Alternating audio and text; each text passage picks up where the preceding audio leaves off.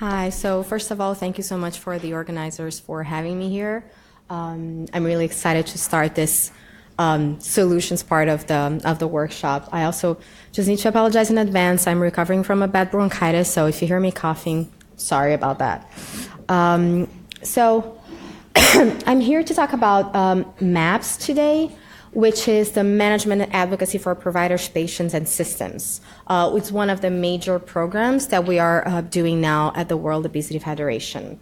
And the main goal is to gather intelligence on in-country healthcare systems and practices and understand how they function in regards to obesity policy, prevention, and treatment. And this data will be used to create, hopefully in 2 or 3 years, an index of health systems for obesity. So in this work, we're going to be describing how the different health systems guidelines appear and are used for healthcare providers, practitioners, and patients. And we're also going to establish recommendations that are going to be sensitive to different local contexts. And we already have, and if you're familiar with the World Obesity Federation, you know that we already have a pretty big global obesity observatory with data on obesity prevalence and incidents, and we're going to add the health systems data into that observatory to make it even more comprehensive. So I just wanted to quickly say why we decided to focus on health systems at the World Obesity Federation.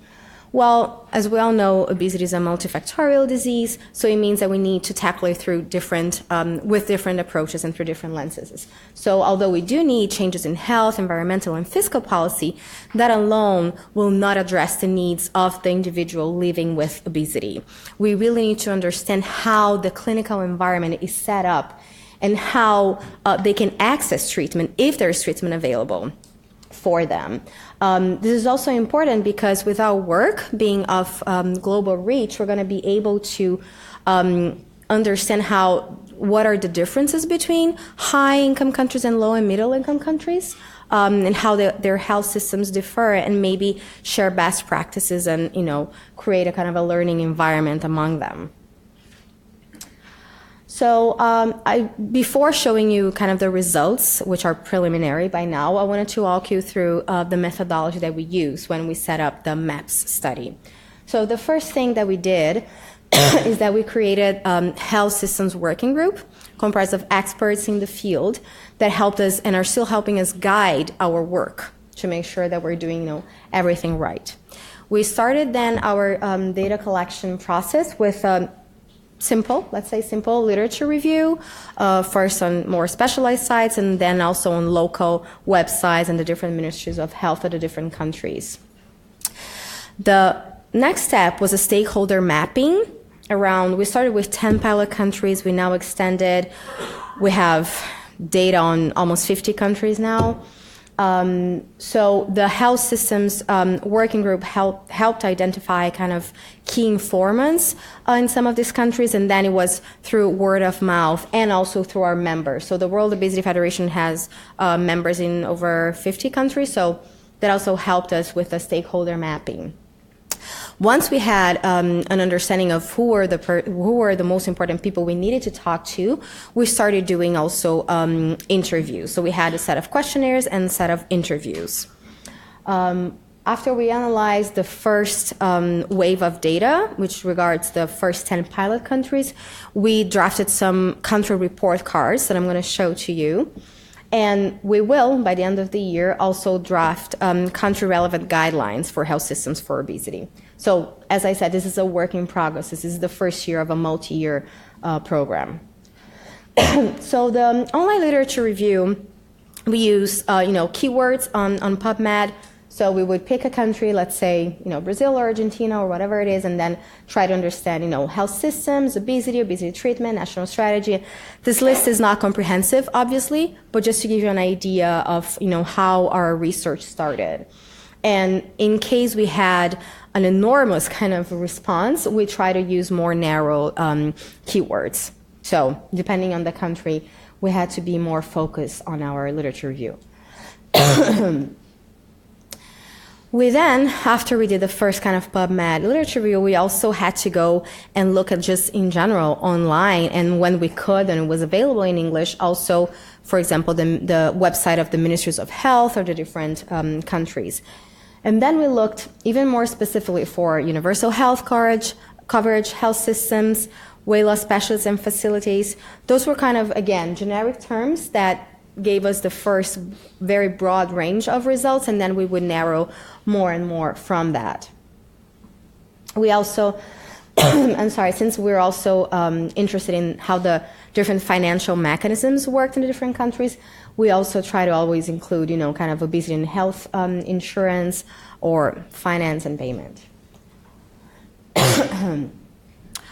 Of course, as if you've ever done a literature review, you're probably, especially a global one, when you're talking about different countries, there are a series of limitations to this first phase of the research.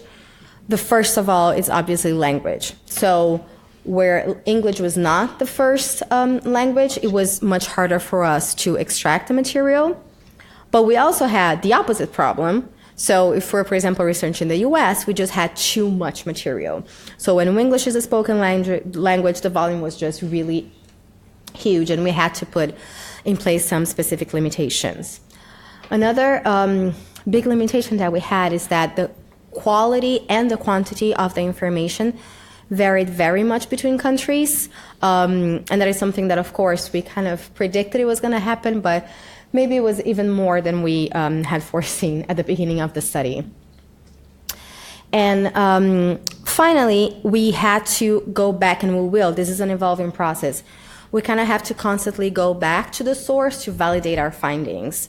And this is definitely, it's a limitation, but I think it's also one of the added values of this program, because so not only there is kind of a feedback that we're establishing with the different countries, but also because we have the interviews after this first literature research, we're able to understand what really exists. So for example, if you talk to the Minister of Health or someone in the government, they might say, oh yes, we have clinical guidelines, everything works, the national health system takes care of everything. And then you talk to the healthcare provider, say, no, absolutely not. So it's a good way for us to get kind of real data with the limitations, of course, of qualitative research. As I said, after the first literature research, we started implementing and sending out questionnaires to our key informants. And this process is still evolving because every time we try to refine our data collection tool just to make it even, more appropriate for the different people that we talk to. We started out with, a draft one that we sent back to different countries, to different key informants in 2 countries. We analyzed the feedback, we sent it back to our health system working group. Again, we incorporated the feedback, and then we started sending out the questionnaires to all of our key informants. We had some difficulty getting responses, obviously. And we believe that one of the main issues that we had is that the questionnaire was just extremely long because we were trying to gather really comprehensive information. But we're trying also to talk to people that are at the very high level in their fields, in their country, which means that they're also very busy. So we got feedback from our committee, and from that we decided to develop 2 smaller questionnaires that are online. And at the end of the smaller questionnaire, the person does have the ability to say, yes, I would like to be contacted for a more in-depth interview or not. So at least we started extracting some of the data. At the time, we have over 100, key individuals identified, but we're working on that, kind of literally every day. And another step that we took is that we decided also to translate the questionnaire in other languages, which is something that, of course, we had to think about because although translating the questionnaire is a kind of an easy process, it means that you also have to translate all of the responses that you get. So it does make it more time consuming, but we do see a value in that, and we think that way we could achieve a wider number of responses. And besides from the stakeholders that were identified by the working group, as I said, we also invited all of our country members, so all of the different obesity associations around the world to participate. So as I said, the questionnaire was pretty long, but just to give you an idea of all the different categories that we were trying to get responses on, we try to gather intelligence on where the country is regarding, defining obesity as a disease. How do the financial mechanisms work in the country? Is it out of pocket? Is it completely private? Is it public? Is it a mix? The different national strategies, if they have any patient networks. We also try to get into cultural influences, something that we just mentioned right before the break, and health systems and specialist obesity training. So we really try to get a very comprehensive understanding of the different health systems. And in order to get that, we also had to talk to different people. That means that we couldn't just limit our interviews to only physicians or people working for the government, but we really try to get a very diverse and varied kind of pool of people. So we talked to bariatric surgeons, media advocates, nurses, pediatricians, researchers, of course, physicians, public health advisors, really to get that kind of 360 perspective that we really wanted to apply to our study. So what did we find so far? As I said, those are preliminary results, so we're still not only refining those, but we're constantly updating. If we find more stakeholders from a specific country, we would go back and update the findings. And we're adding more countries as we speak. So the first kind of question, because this is also one of the priorities for the World Obesity Federation, is to understand how the country is doing in defining obesity as a disease. So our interviewees were asked to rate on a scale from 0 to 10 where their country's government and healthcare providers are in the journey towards defining obesity as a disease. So you can see on the right side is, the healthcare provider, on the left side, the government. So as you can see, just like visually, you can see that it's more common to have a healthcare provider defining obesity as a disease than a government. Again, this data very much depends on the people that we talk to. We also had to take out some outliers because sometimes we would speak to people from the same country and they had completely different perspectives depending on their line of work, where exactly they were in the country. There are a lot of as we saw before, it's very different if you work in the south of a country, the north, in a rural or urban area. So, but this is what we got so far. And just for UAE, there's a little star there because, being a country that has, I think, 50% of expats or something like that, we wanted to make sure that this applies only for nationals of that country. But as you can see, there isn't very much a consistency that we can say, high-income countries are here, low-income countries are there, and we can just kind of draw a line. No, every country is on a different kind of place in this journey towards recognizing obesity as a disease. This, I think, is one of the most valuable results of the study. So every interviewee was asked to name the 5 biggest barriers to obesity treatment.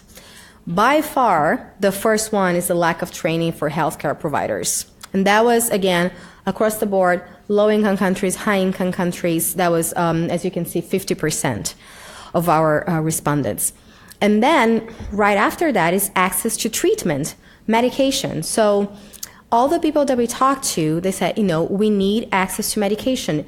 In many countries, you might have potential, we can talk about that, access to surgery, but access to medication is much harder, especially subsidized medication. So it's not only that the medication is available right now, but how accessible it is for people with limited resources. And then also as a third barrier is lack of knowledge and awareness. And that is lack of knowledge and awareness across the board. So from the public, from the healthcare providers, the government, and the patient self. So not knowing, for example, not only the comorbidities, but what does it mean to be a person living with obesity? What's the impact in your life? The fact that obesity is not, kind of your own fault and the whole stigma that comes with that. So many of our stakeholders talked very much about that. And then going forward, around almost 20% of our respondents talked about the financial constraints. But I do have to say, a lot of the people that talked about financial constraints also linked that to the lack of training of healthcare practitioners and the lack of access to subsidized medicine. So they're, of course, all interconnected. They also talked about the lack of evidence, the lack of research. As we were saying before, sometimes we have estimates that are for the whole country. We need more specific data, local data, to understand what's really going on and how we can tackle that. Specifically across socioeconomic, different socioeconomic status groups, different races, different ethnicities, and different genders. Again, almost 20% of our respondents said that one of the biggest barriers because obesity is not considered a disease, and because we also live in an obesogenic environment. As you can see, they also talked about other things as infrastructure, political commitment, but I really wanted to highlight kind of the first 4 or 5 of those. Since training for specialists in obesity was such it was a problem that was identified as one of the major ones, I wanted to also kind of show you a little bit further and show you what is the availability of specialist obesity training this is results from 30 countries, so it's from a few weeks back. So as you can see, in 26% of the countries that we interviewed, there's just no training available at all. And in another 26%, the people that we interviewed, and again, we're talking about key experts in the countries, don't know if there is a specialist training available or not, which for us is as bad as not having it. Because if you have a program and it's not widely advertised or not accessible, it doesn't make a difference. As we talked about before, bariatric training, because bariatric surgery, still especially in some countries, Middle East and in some other countries, kind of surgery is the only treatment that we can think of. So there is some training for bariatric surgeons. 13% of those countries had kind of a broad-ranging specialist training. Some of them had nutrition training, and a few of them, only 4% had counseling training, usually kind of nutrition counseling. This is, I don't know if you can read this, but this is, again, talking more about the specialist obesity training availability, to say that even when it is available, we have a very diversified kind of figure around the world. So we might have something available, but for example, in Argentina, it's an online postgraduate, or it's bariatric training in South Africa or India or Lebanon. When it's partial, it can be dietary counseling in Brazil. It can be a 1-year diploma in Egypt, and so forth and so forth. So again, we can see that there isn't a consistent kind of plan of action of different health systems on how to tackle obesity, and that probably is one of the biggest problems that we have at the moment. This is the availability of qualified obesity treatment professionals in rural and urban areas. Not surprisingly, you have a wider availability in urban areas. I think I need to go a little faster now. I just wanted to finish up showing you a couple of countries very briefly. This is a sample of the report card that we're going to be sending back to the governments. We did what we call a traffic light report card, so just something that is visually very friendly and of rapid comprehension, so they can understand what's going on, what are they doing right, what are they doing wrong. So as you can see, those are pretty much the questions that we talked about before. So is obesity recognized as a disease? Do you have financing mechanisms to access healthcare and specialist training? India is not doing so well in this, but again, also not surprising if you have one red dot that you have multiple red dots, because again, those solutions are interconnected. And just another country that I wanted to show, which is maybe in a little further along this path, is South Africa, where although you can say it's not in South Africa, obesity is not defined as a disease, there are the country, for example, for healthcare providers, there is some advancement being made in finding that so. And they even have a green light because they do have government-published obesity-related treatment recommendations. So you can see there is a wide variety between countries. I just wanted to show what we're sending back to the countries and what they can respond to us on. And that's it. Thank you very much for your time.